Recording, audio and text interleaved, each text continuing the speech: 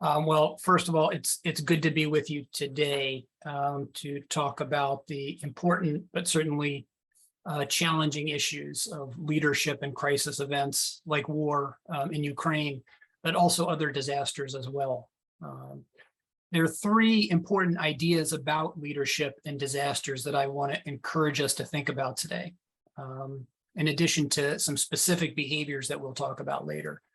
First is the idea that what leaders do and say during war and disasters are critical to influencing community behaviors and fostering recovery. Second, leaders exist at many levels, from the team leader in the military to the manager of a local business to the president of a country. And there are also people that will rise up during a disaster event and exert important leadership influence, regardless of their position or title.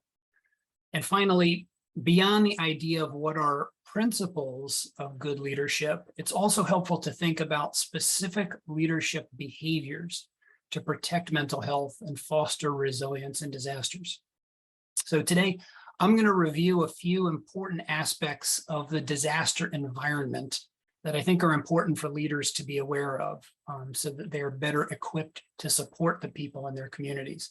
And I'll also talk about these specific leadership behaviors that help communities take protective actions that foster sustainment and recovery. These are my thoughts and ideas, and I have no disclosures or conflicts of interest.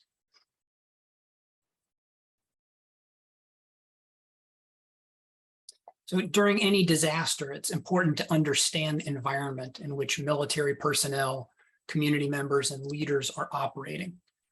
Understanding and planning for the mental health effects of war and other disasters is a critical aspect of national health security for places of work, healthcare systems, militaries, and nations. When we think about the war in Ukraine, it's important to remember that much of the world has been experiencing the collision of multiple disasters.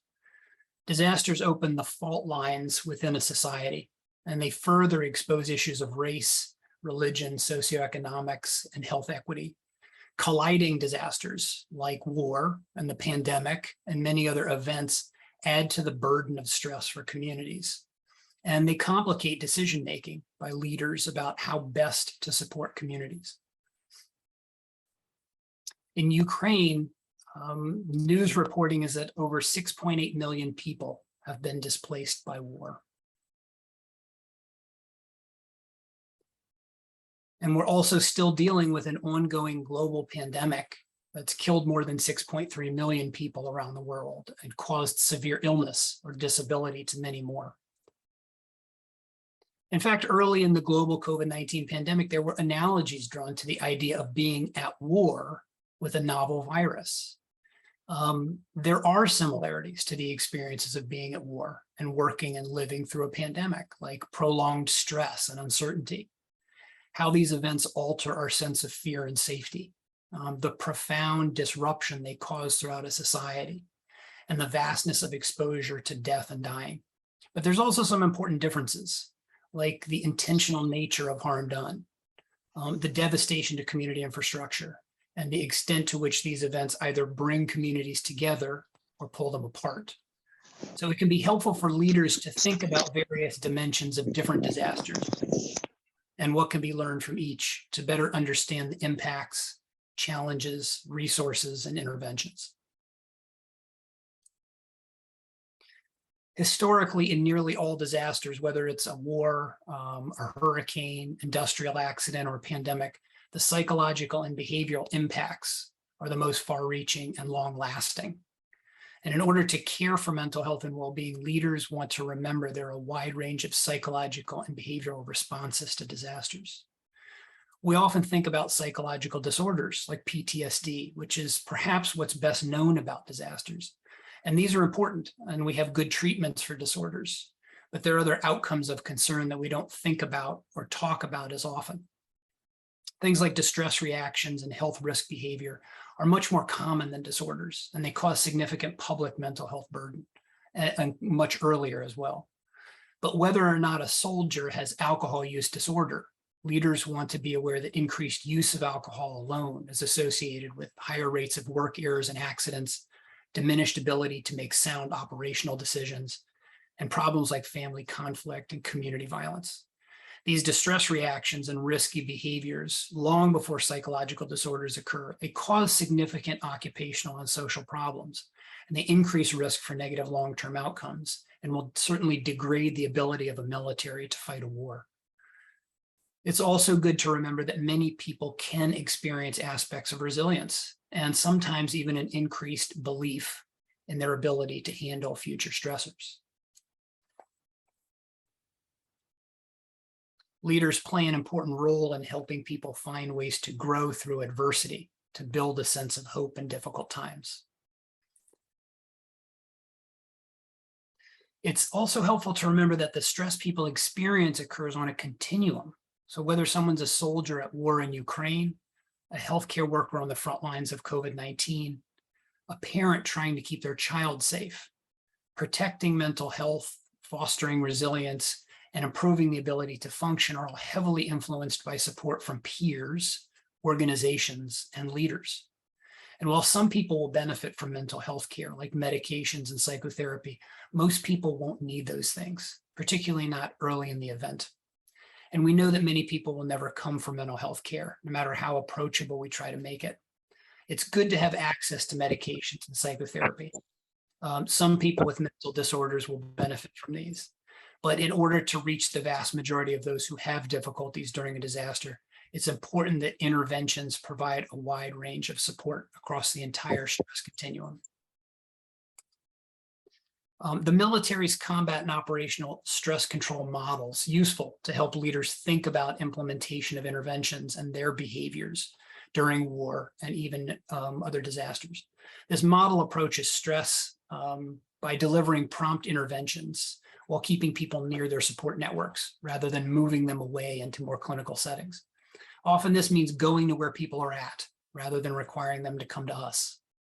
It also focuses on simple, basic interventions for people experiencing distress, like optimizing sleep and nutrition and exercise.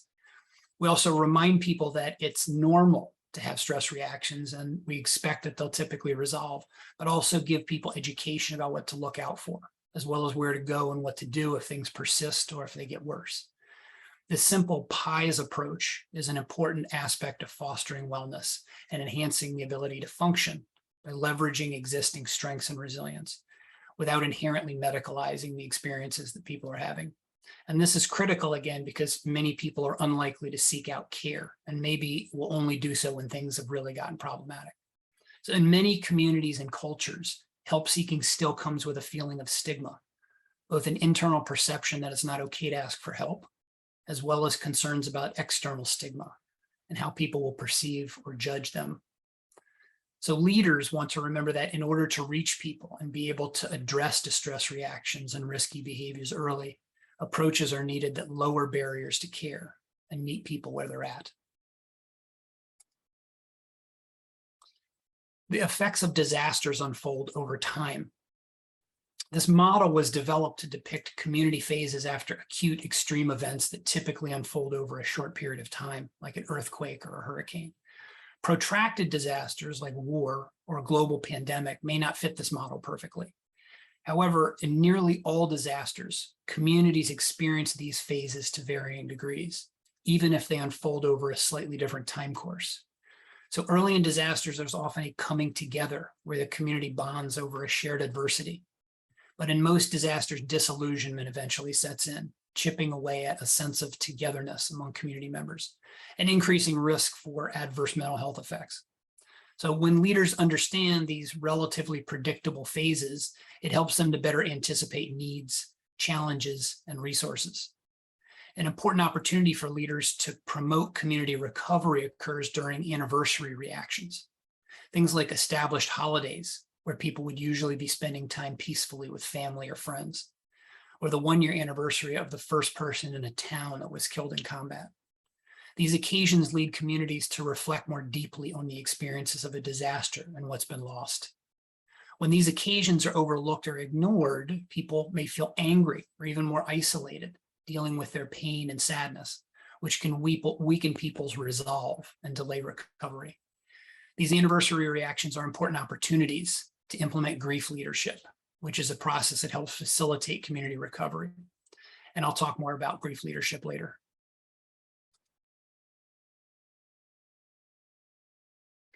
It's good for leaders to remember that risk and resilience aren't static, but influenced by time and context. So that knowing the who, what, when, and where helps us better understand where risk is concentrated, how it's changing over time, and what factors are protecting people. This becomes important in developing interventions and the timing of delivering them.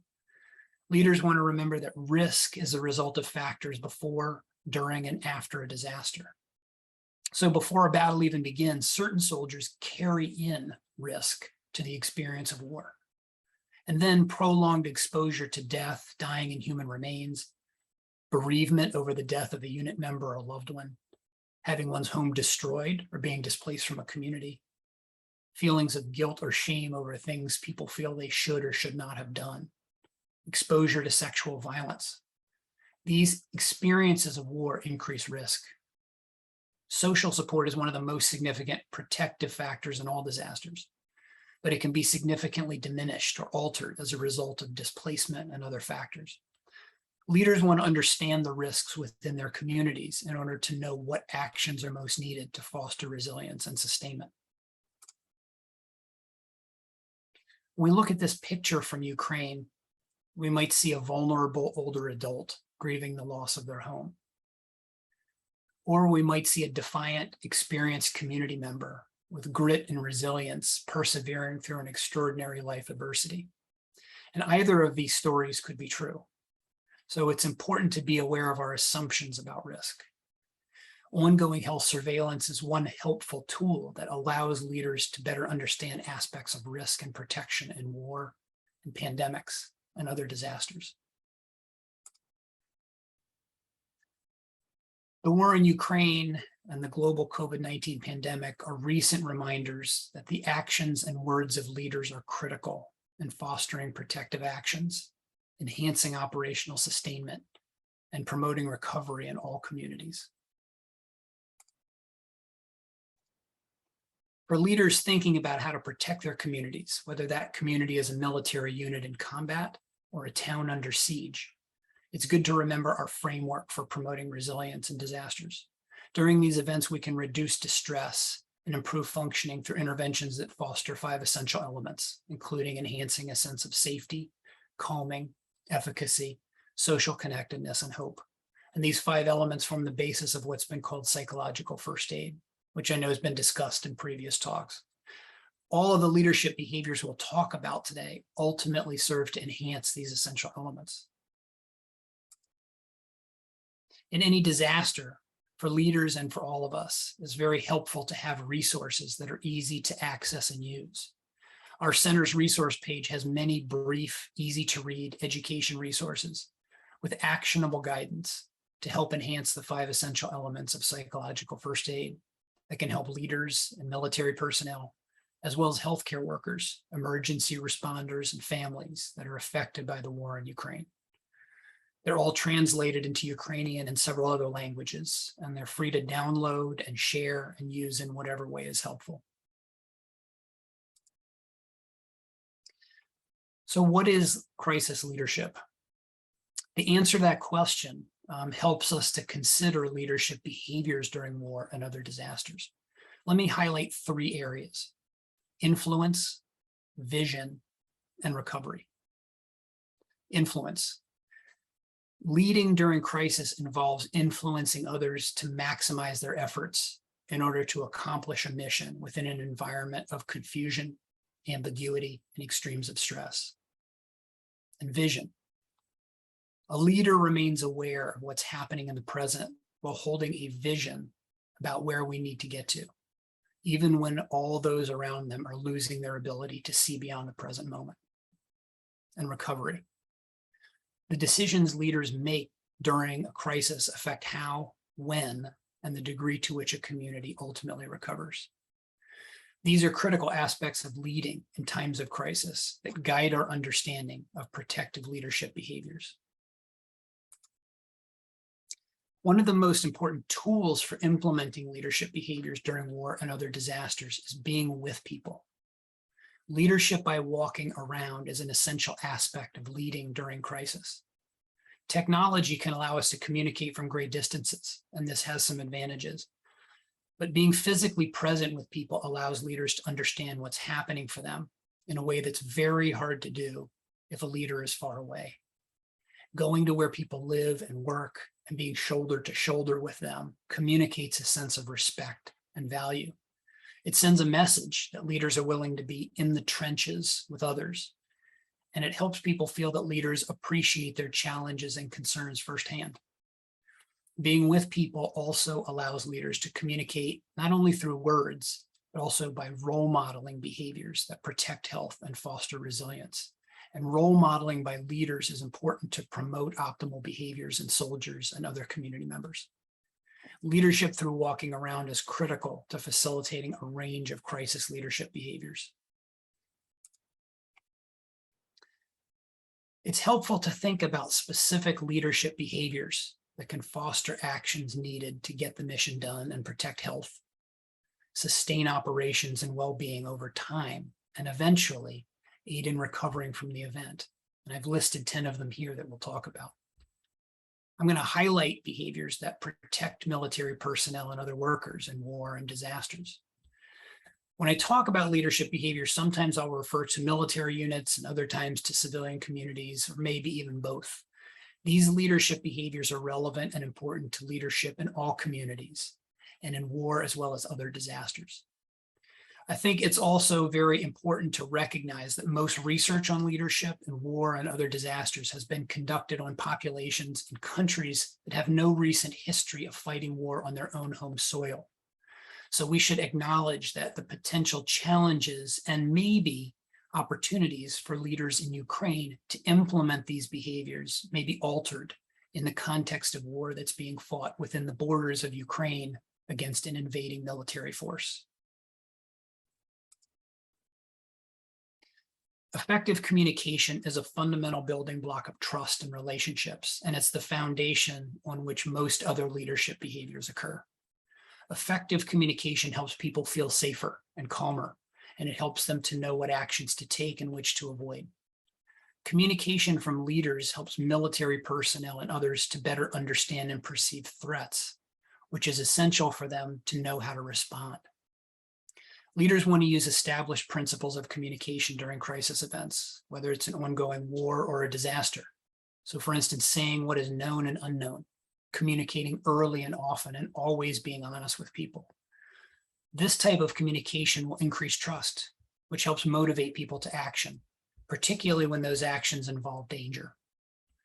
Militaries also often have traditions of communicating through rituals and symbols, such as processes for honoring people who died or recognizing significant accomplishments on the battlefield.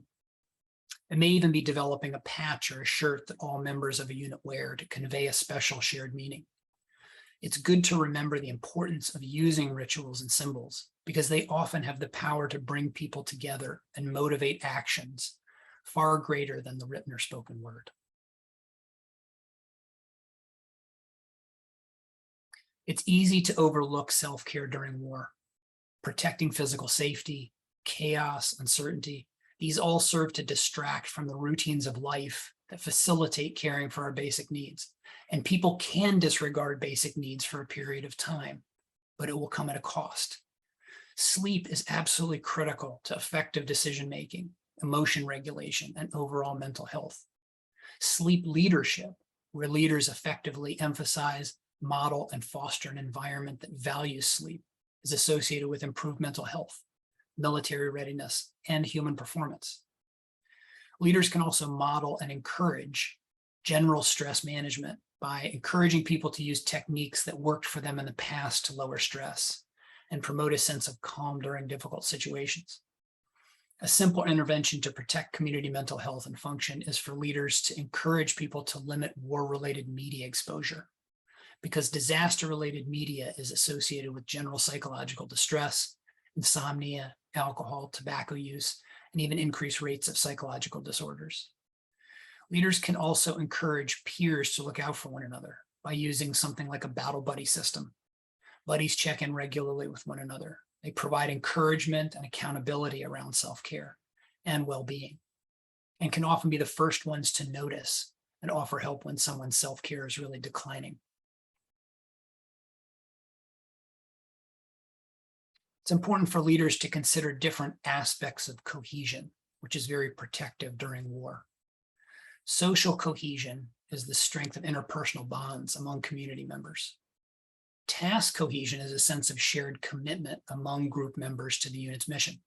And collective cohesion is pride in belonging to the group or larger military.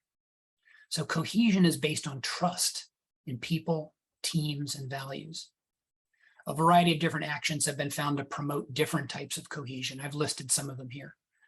And a stronger sense of cohesion in combat environments is consistently associated with improved mental health for soldiers, leading to lower rates of PTSD and depression and anxiety, lower rates of alcohol and other substance use, and even suicidal ideation.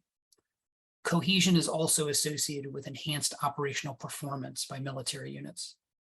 Activities that bring people together, providing tough and realistic training, and enhancing a sense of group pride and identity are all actions that leaders can facilitate to foster a stronger sense of cohesion. While serving in a combat zone, military personnel often experience a wide range of emotions. Unregulated emotions can lead to distress and poor decision-making and impaired function, and even become contagious, negatively impacting communication and cohesion and morale. Leaders can help people to regulate emotions and focus them effectively, so they're adaptive rather than problematic. For instance, anger has an adaptive function and can drive individuals to action when they perceive injustice. Leaders can help by providing education and training to their personnel, as well as by role modeling how to manage emotions. It's also important for leaders not to turn away when people express strong emotions, particularly things like grief or shame. Being with someone is an important first step in helping them regulate emotions. And as with many leadership behaviors, it sends a message to others that it's okay for them to be the way they are. Leaders might even share that they have similar feelings by simply saying, "I feel angry as well," if this is true for them. It's not uncommon for soldiers to feel that there's something wrong with them for having certain emotions, particularly things like sadness, shame, or grief. When leaders share that they've also had these feelings, this can normalize the experience and help a soldier feel calmer and more connected. Basic, simple breathing and grounding techniques can be easily taught in operational environments. Sometimes referring to things with terminology like tactical breathing can make a breathing technique for regulating emotions feel more approachable and more comfortable to a soldier. Leaders can also help people regulate emotions by encouraging them to consider what they can control versus what's more helpful to accept, or by thinking about whether a frustrating issue that's highly emotional in the moment will really feel as significant to the person with the benefit of hindsight in a few days, weeks, or months. At times, leaders will need to remind soldiers to compartmentalize feelings in order to keep people safe and focus on the task at hand by saying something like, "It's okay to feel this way, but right now we need to put that away and focus on the mission. We will attend to those feelings later." And of course, it's important for leaders to return to and help address the feelings people had once safety and mission requirements allow for it. Believing that one's actions have purpose, particularly during times of high stress and great sacrifice, can protect mental health. Leaders can foster a sense of purpose through actions in the present, such as telling people that their hard work and dedication are protecting their teammates and fellow citizens and keeping them safe. Purpose can also be enhanced by connecting actions in the present to desired outcomes in the future, such as reminding people that fighting for their country today will allow their children to one day live more freely and prosperously. We worked with the U.S. National Guard following COVID-19 operations and found that service members whose leaders reminded them of the purpose of their work reported better physical and mental health, used less alcohol, and indicated a stronger sense of unit cohesion, all of which help improve military readiness and enhance performance. Leaders can remember that simply reminding people of the purpose of what they are doing and that their hard work is valued will protect the health of soldiers.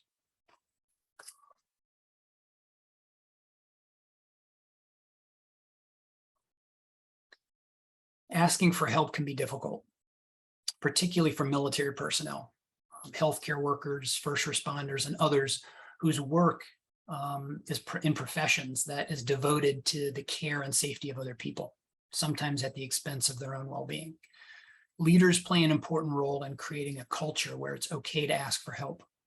This starts with leaders role modeling help-seeking behavior themselves to show people that it's okay. They should also be aware of and address social barriers like stigma, as well as organizational barriers, such as reflexive actions that are perceived as punishment for military personnel who do seek help.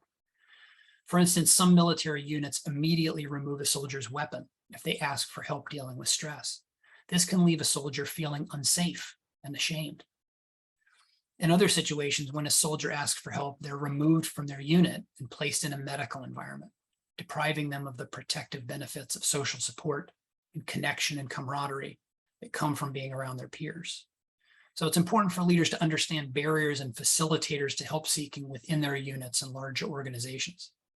Leaders can also remember that it's often people other than themselves who ultimately help someone get to care. When the culture of an organization values getting help, peers can be an important source of support for a soldier who's having difficulties and helping that person get to care when needed. Family members, particularly a spouse or significant other, play a critical role in identifying difficulties that military members are having and then helping facilitate care-seeking behaviors. Knowing a soldier's family and who is an important influence on that soldier allows leaders to better support their personnel. Grief is a near universal aspect of war and other disasters, and it's one that's often overlooked. Grief can also be a very difficult emotion and one that people may want to avoid feeling, including leaders. The term grief leadership was coined by Dr. Colonel Larry Ingram from the Walter Reed Army Institute of Research following the U.S. military air disaster in Gander, Newfoundland in 1985 that killed all 248 soldiers as well as the crew on board. Affected communities in which grief leadership behaviors were utilized recovered more quickly. Effective grief leadership fosters healing and recovery through genuine and ongoing communication, as well as being physically present and with people. It also involves openly acknowledging losses and being willing to show emotions like sadness, fear, and anger, but also finding ways to move forward, doing what's needed to be done while motivating others to do the same. Some leaders may avoid feelings of grief or talking about these with the people that they lead. They may not know that the feelings they're having are grief, or they might fear losing control of their emotions in front of people if they talk about grief or sadness. But talking about grief and loss openly and having open expressions of emotion are often important aspects of helping soldiers to know that it's okay to feel this way and that the unit or team can go through this together so that people don't have to feel alone. Leading through grief involves working with community members to create processes that honor losses, which is part of helping to make meaning of the event.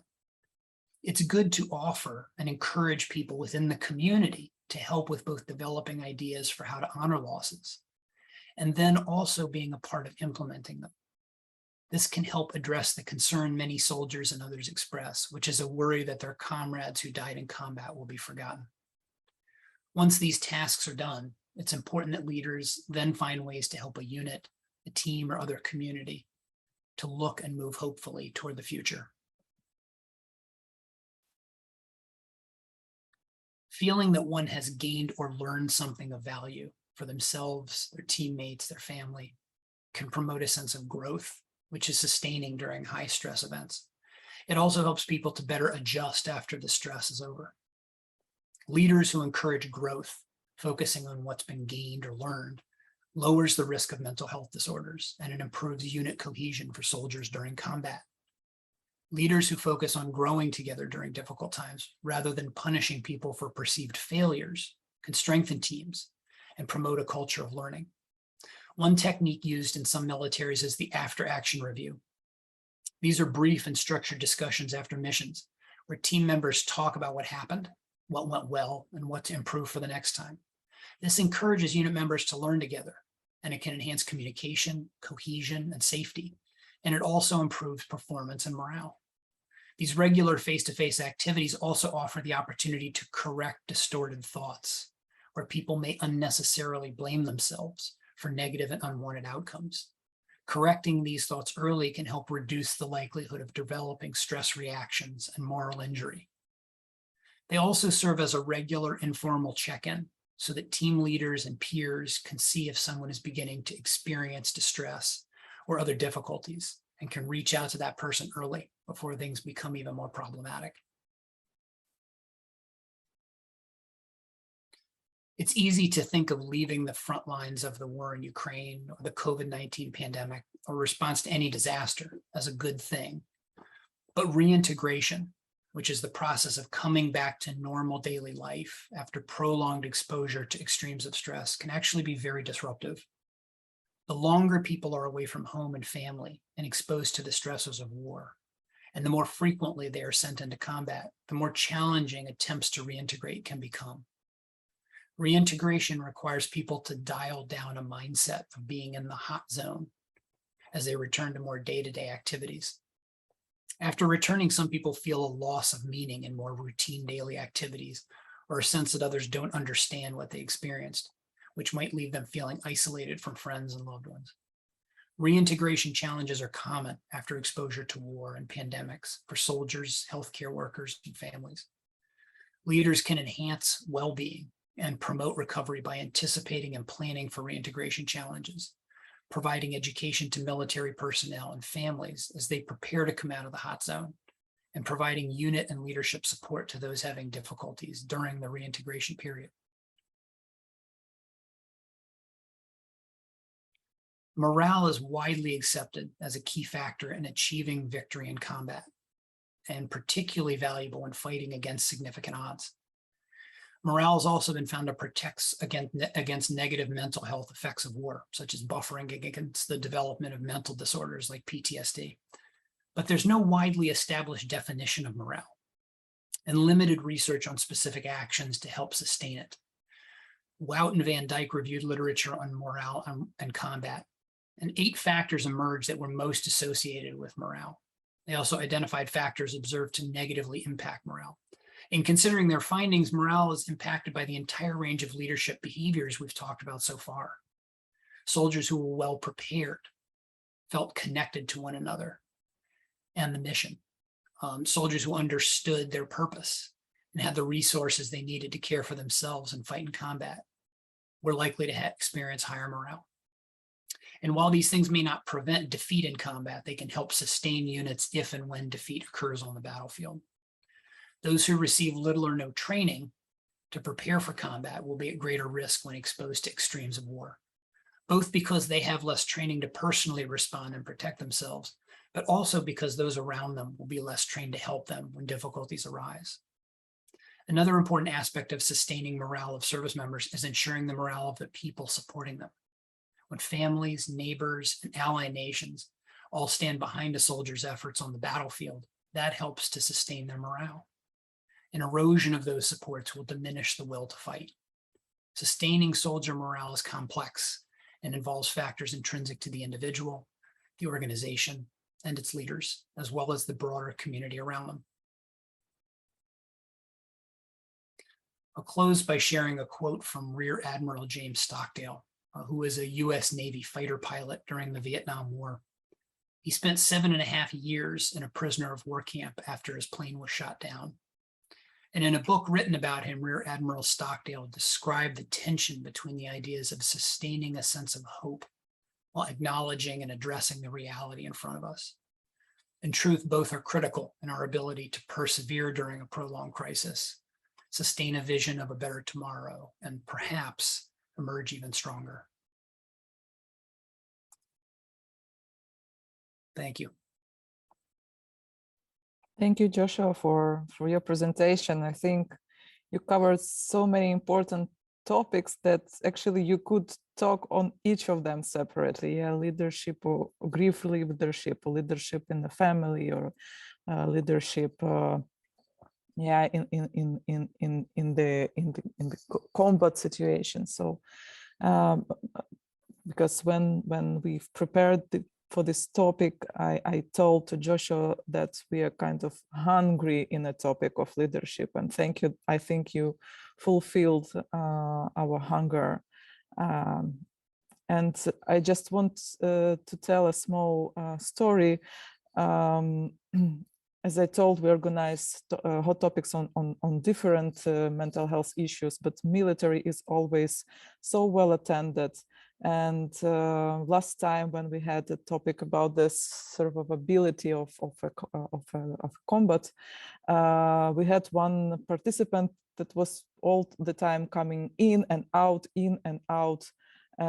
Like today we had several like drawings during your presentation, but then I found out that those were a frontline service member, and the connection was so unstable. He was like all the time trying to reconnect. And I see like people in Ukraine these days might as well lose their internet connection, but yeah. So this is a reality. So I can see that already so many people say, thank you so much. This is very important topic and so useful information. Yeah, but I would like actually to invite participants as well to raise a question. I think we might use several minutes for several questions before we will proceed with the discussion, and of course we will listen to the comments and insights of Natalia and Lydia and others from our expert panel. So please put your question in the chat, or you can raise a hand and we will see if you want to ask a question. And while others are hesitating or maybe writing their question, I was looking to this, I see Lina is raising her hand. I was looking to this picture of different stages of the disaster. And yeah, my impression that we are on the bottom of disillusionment phase, but my colleagues told me that probably it's not even a bottom. But my question would be, like, maybe there are some leadership tips or tools how to work with disappointment, because there could be, of course, a lot of disappointment during this service. Thank you. Why I'm happy to respond or make a comment to that. I mean, I think like many emotions, acknowledging that someone feels something is important. The only thing worse than being sad or disappointed is being sad or disappointed and feeling alone with it. So when a leader simply acknowledges or sits with someone in their disappointment or their sadness or their anger, that is the beginning of healing, and keeps people from feeling alone, and also helps to let them know.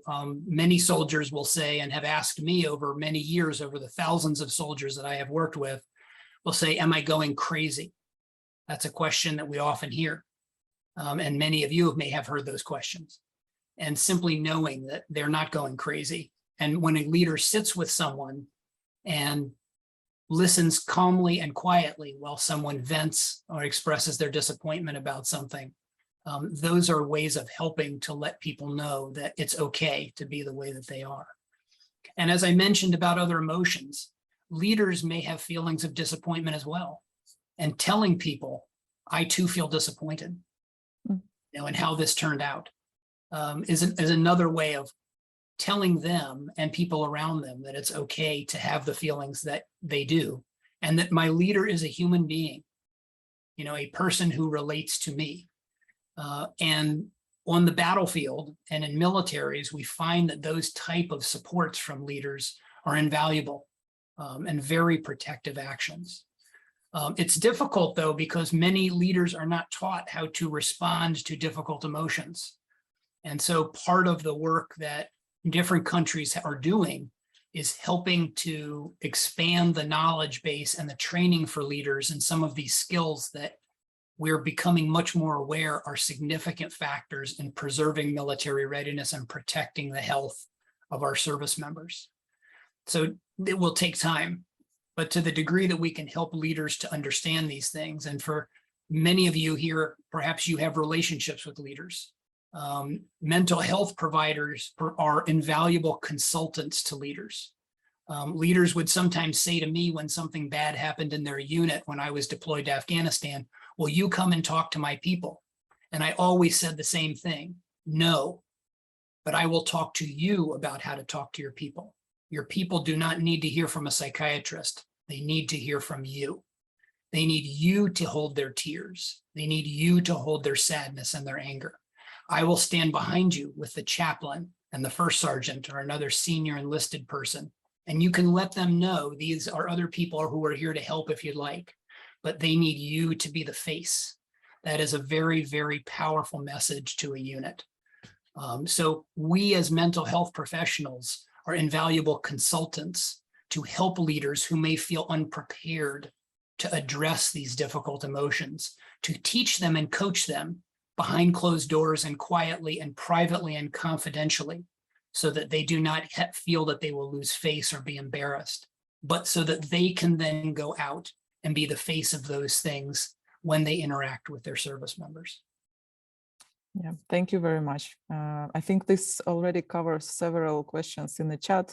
So what we will do, we will listen to a question of Lina Grobunova, and then we will keep those questions in a chat for Natalia, Lydia, and we will go back to those questions during the general discussion. So Lina, please, your question. Доброго вечора. Так, Good evening. Yes. I was wondering what you think, dear expert. So 3 to 5 key points that a military psychologist should focus on. What are the key priorities? 1, 2, 3. Could you give us an outline, please? I was wondering about your expert opinion. When we work with the servicemen, military psychologists working with military service personnel, what should we focus on primarily? One is understanding what people do. So one of the challenges that we run into is believing that service members desperately need what we have to offer. I often would drive out to watchtowers, and I would go up and talk. I would bring lemonade, and I would cold lemonade for hot, sweaty service members whose job was to stare out from a tower, holding a 50 caliber rifle or manning that, and getting ready to protect the forward operating base if it was attacked. And I would simply ask them what they did for a day job to try to understand them, or drive to the motor pool, or drive to the flight line to ask people what they did. These are ways of breaking down barriers. So there's a lot of groundwork that needs to happen to build relationships with service members, to create a sense of trust. There is always suspicion about mental health for many reasons. The stigma, the fear that they will be removed from their unit, how people will perceive them. And so taking active steps to ask questions first, rather than telling people what they need to do from a mental health perspective, lays the groundwork for all the future work that you will do. The second thing is to remember that mental health diagnoses and mental health treatment, like therapy and medications, are for people who have mental health disorders. That is not most people in combat. The vast majority of people, as I hope the stress continuum that I showed earlier will remind us, the vast majority of people are simply having difficulties or concerns and challenges that are normal, they're expectable, and most of them will resolve over time. However, there may be things that peers, the organization, and leaders can do to help improve the trajectory of resolving those over time so that they don't last or persist as long or become as troublesome. But it's a reminder, a humbling reminder, that people often need something other than us. And to the degree that we can facilitate connections with peers and help leaders to optimize organizational practices and to engage in behaviors that protect mental health, those things are invaluable. And the third I already alluded to, which is that we serve an invaluable role Often mental health care is disregarded until it's needed. We don't think about it even in disasters many times. People think about dealing with a sucking chest wound or an amputation or a gunshot wound in a mass violence episode. And all of those things are critical and they need to be focused on early. But the mental health effects begin the moment a disaster starts to unfold.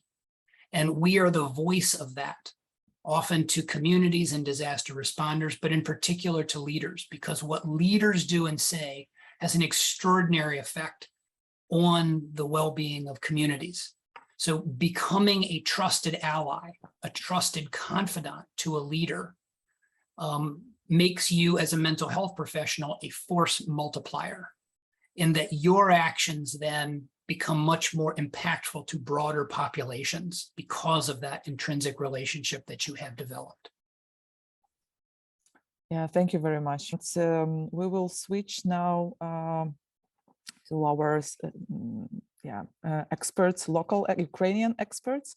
I would tell you that it's a kind of challenge right now to invite a military psychologist or psychiatrist because of the security and confidentiality. So that's why we have today with us civil psychologist and volunteer of a Ukrainian Crisis Service that was organized right after the during the Maidan Revolution. So Natalia Roman, please join our discussion and share your thoughts. Дякую. Я скорше так дещо Thank you. додам до того, що пан I'd Джошуа. like to add to what Joshua has already said. I don't know if we will have enough time for the discussion, but I'd love to. Психічного здоров'я лідера я можу. Mental health of a leader is important indeed, and I can corroborate it with the following message. This chat has a very interesting question about formal and informal leadership, and it's a very important thing indeed.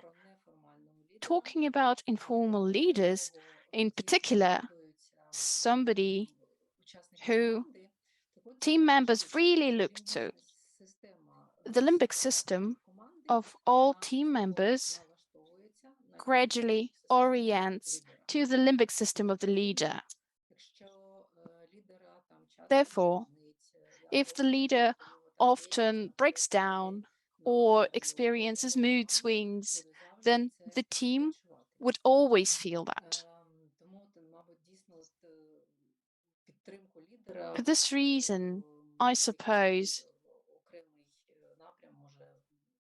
supporting leaders should be developed as a separate dimension, I suppose.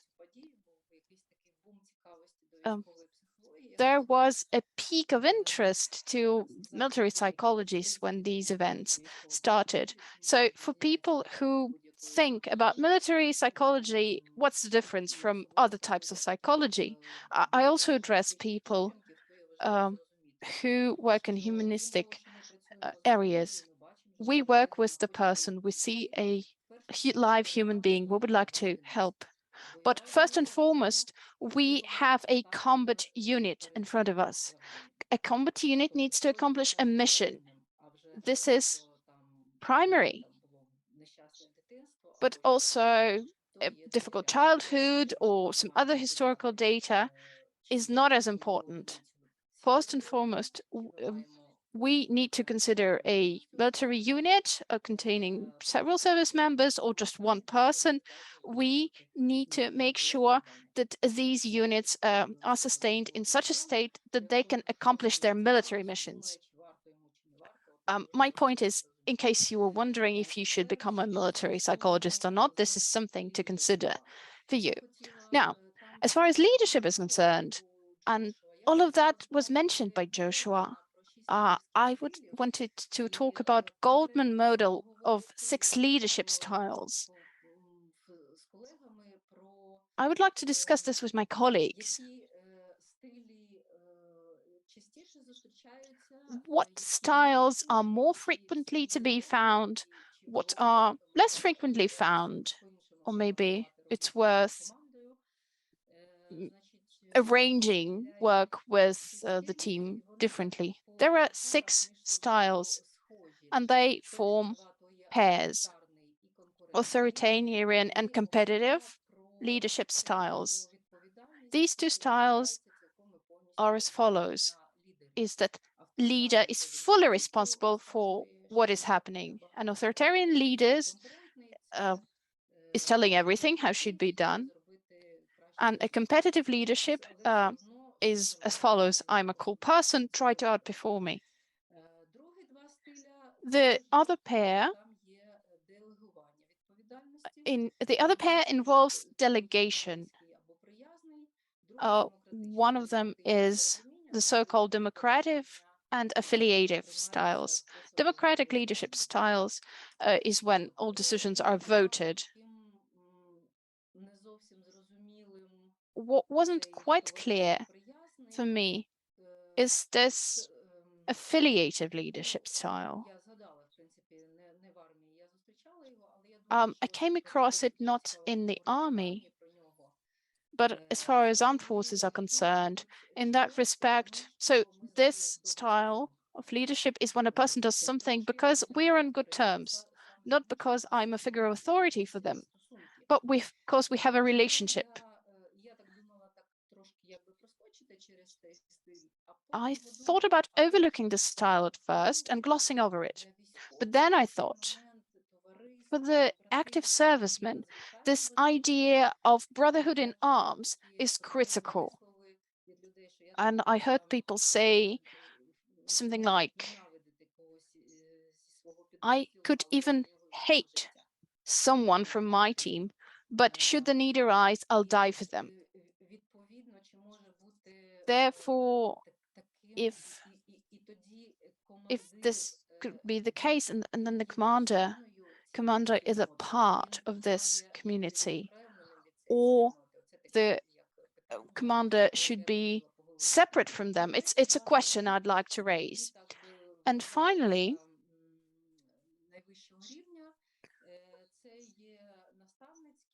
there's this coaching leadership style, and this so-called inspiring leadership. The coaching is that I train my team, I share something with them, and the visionary is about inspiring people, about having a vision. And this visionary leadership style makes me think as well.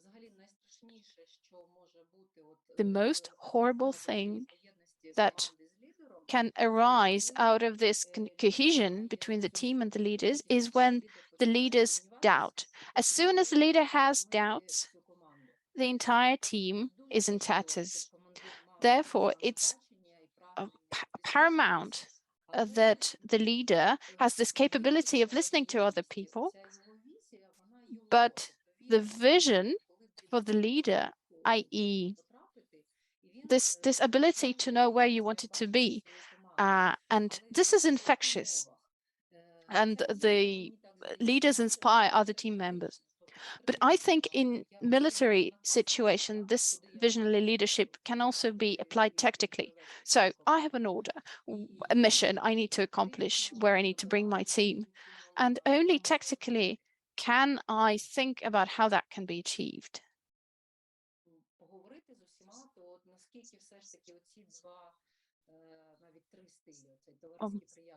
Think about these 3 styles. This visionary, coaching, and an affiliative leadership. Do you think it's something acceptable, effective in the army? Something to be considered in the armed forces? I noticed it in inexperienced commanders, especially when I worked with mobilized service people in 2015 to 2017. Hopefully I'm not disclosing any military secret here, but back in the day, the fighters and the commanders were mobilized at the same time, and they were called up. And there were situations where the commander was twice the age of his soldiers.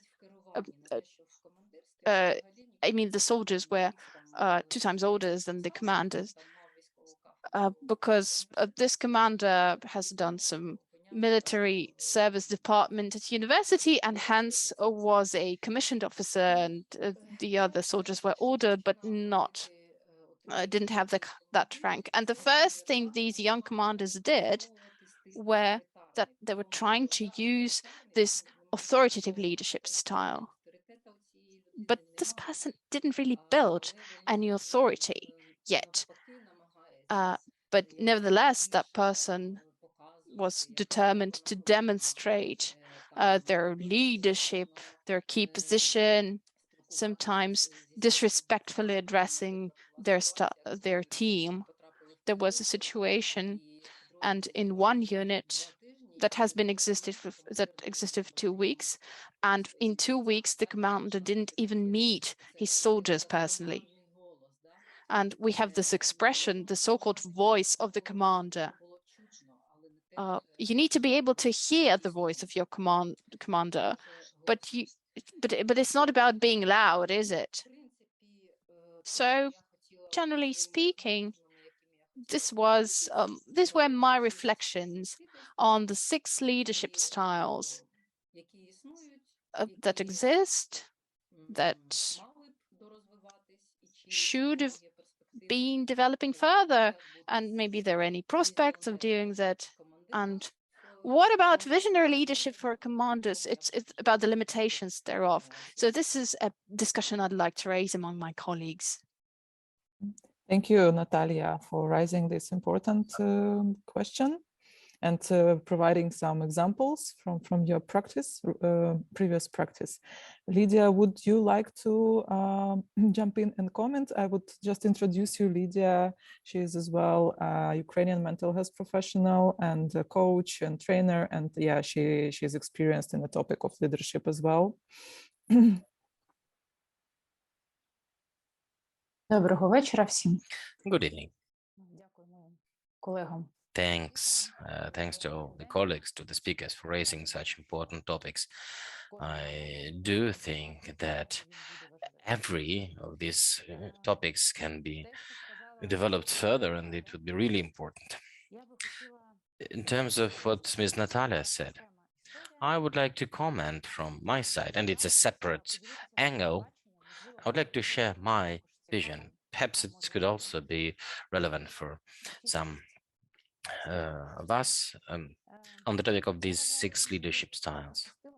I think I was really lucky having experience when this full-scale invasion started. I could cooperate with a lot of different units, both newly created units and those which had experience and cohesion since 2014. You all know that the war goes on from 2014. So this is probably the best example of leadership and how leaders can affect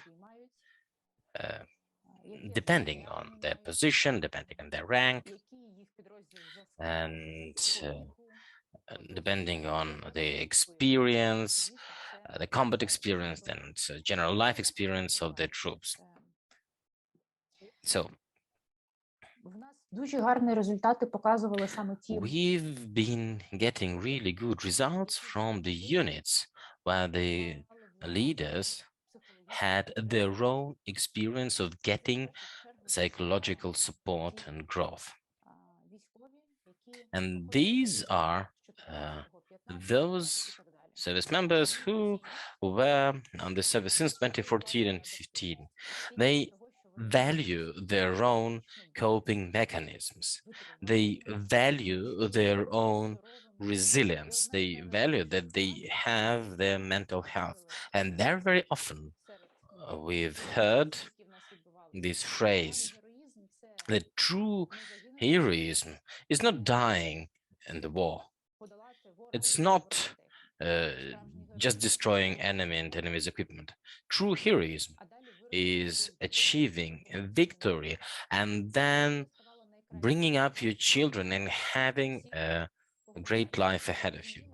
And that has become the great motivation for everyone. They saw the planning horizon, and it goes far into the future.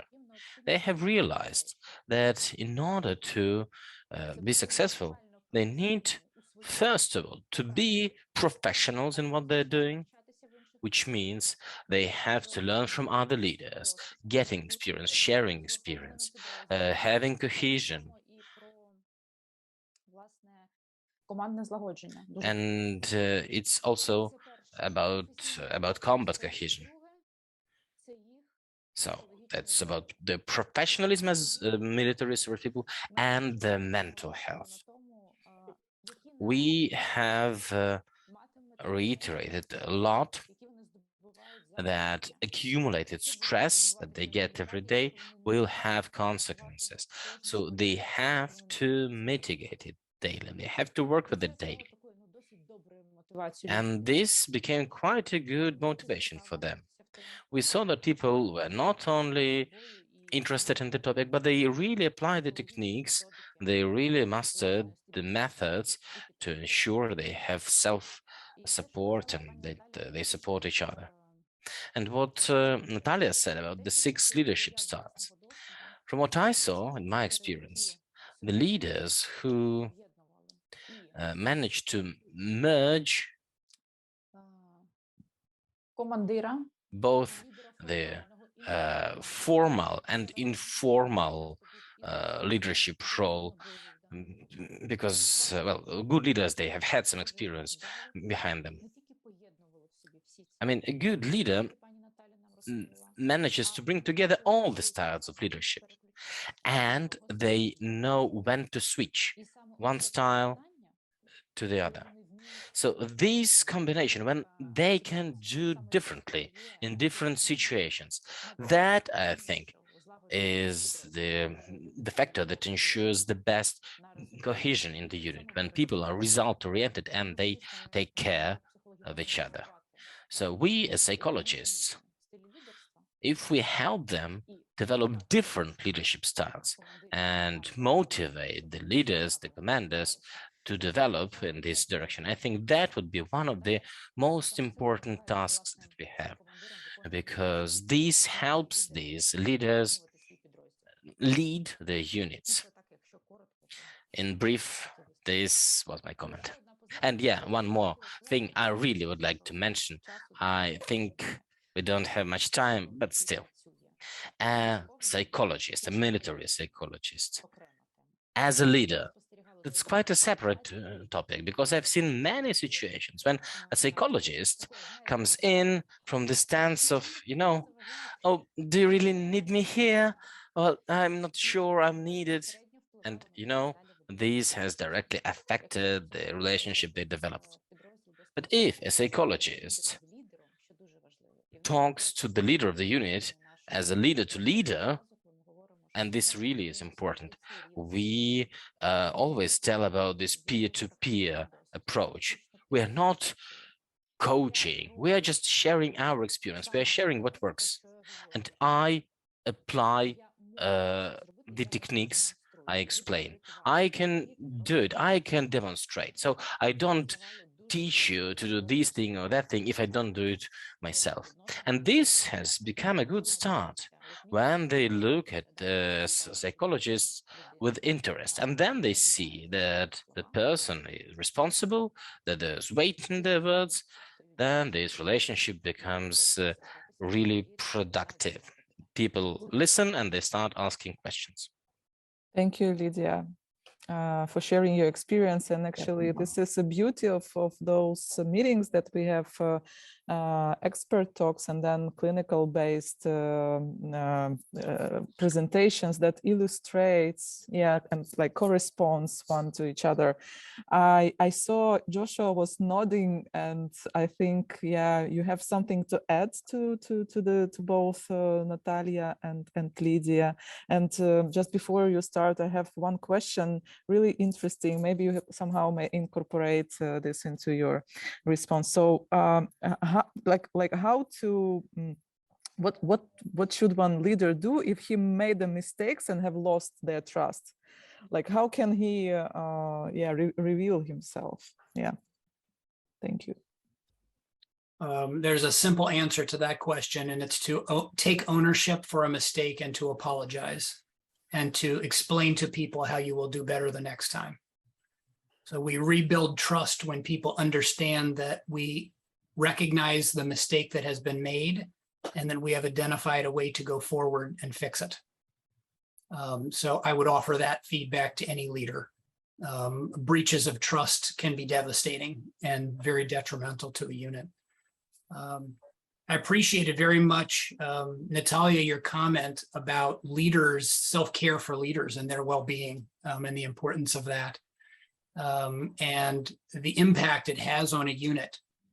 Your example of a team leader crying and having emotional outbursts or having difficulty managing their own emotions, and the fact that people who are looking to that leader can begin to sort of take a cue from them about what is happening around them. So that's a very helpful reminder to all of us. I think leaders are often overlooked populations in all disasters. There's simply an assumption that leaders will figure it out. And so another role as consultant to a leader may be behind closed doors, reminding them, you have to get some sleep. You must eat something. People need to see you doing that because it will give them permission to do the same thing. When leaders do not care for themselves, but say to others, you need to take good care of yourself, your actions and words do not match with one another. And people, our words then become something people cannot hear because our actions are speaking so loudly. So leadership care for themselves is something that a mental health advisor or consultant may be the one to encourage or remind them when they lose sight of that. I thought, Lydia, your comment about switching styles was interesting because it made me think a bit about the issues that Natalia brought up with a young junior officer with a strong ego who really clearly lacks the capabilities of managing a unit, who may have many members who are older than they, and they are in a leadership position simply by virtue of the fact that they went to do training. That is not uncommon in militaries. One would hope that training for officers includes humility, but that isn't necessarily the case. And so it isn't uncommon to find a junior leader, a company commander, for instance, at the Army level, who is actually younger than some of particularly their more senior officers. The United States has a National Guard, which is units that are run by each state. But these guards are often activated for federal response to war. It's not uncommon for those people in those units to be considerably older than some of the more junior officers. And so some of these unusual dynamics can take place. But that's part of educating leaders also. This process of educating them is knowing how to behave and how to interact with different people and at different times. And it is the case that certain people in a unit may benefit from certain elements of a style more than other individuals. One may take a certain style with certain members of the unit and a little bit different style with other people. It takes a very skilled leader, and that is often something that is learned over time. That is not necessarily an innate skill that a leader has. It often is something learned over time, how to identify which people need which styles of leadership. But that can also be very helpful in managing different dynamics, different temperaments, and different styles. Yeah, thank you, Joshua. I see that actually we are out of time. There is one final question. It would be a pity actually if we will miss it. I think this is important to voice it out. So like how to be or what to do when a formal leader actually is not acting his role, like he is not doing his job. But I don't think there is an easy answer to this question. But yeah. I would certainly defer to others so that I don't take up too much time, but I could share a quick comment unless others, Lydia or Natalia or others would like to speak. But I think one of the things that people can remind themselves is that they're often subordinate leaders to any given leader. I had an experience in Afghanistan where a junior leader had a very toxic senior leader and was extreme stress and difficulties over wanting that leader to be different than the way that leader was. And part of the conversations that he and I had, often over a cup of coffee somewhere, involved thinking about what was under his control and what was not. And in fact, he was not able to control what his senior leader did, but he was able to control how he responded to that. And what he chose to do was to take actions that protected the people below him. In essence, he became a flak jacket, a bulletproof vest that he wrapped around his people, the people below him, to protect them from some of the toxic effects. And in recognizing the fact that he himself was serving to protect people simply by blocking as much as he could of the toxicity, that gave him a sense of meaning and purpose and really helped with his mood and his level of distress. So it gave him a purpose to focus on during the deployment. He was not able to control what his leader did. He was able to control what he chose to do in response and was able to find meaning there. Thank you very much. Yeah, before we will finish this meeting, of course, I would like to ask Natalia я or додам? Lydia to comment briefly. Yeah, and then we will finish. Я якраз хотіла ще Yes, exactly. I would like to talk about the definition, because a leader is, well, somebody who is followed, somebody who leads, who he knows where to go. But also there is the definition of leadership by Jawaharlal Nehru, who said that the main task of the leader is to see where the convoy is going and to get ahead of it.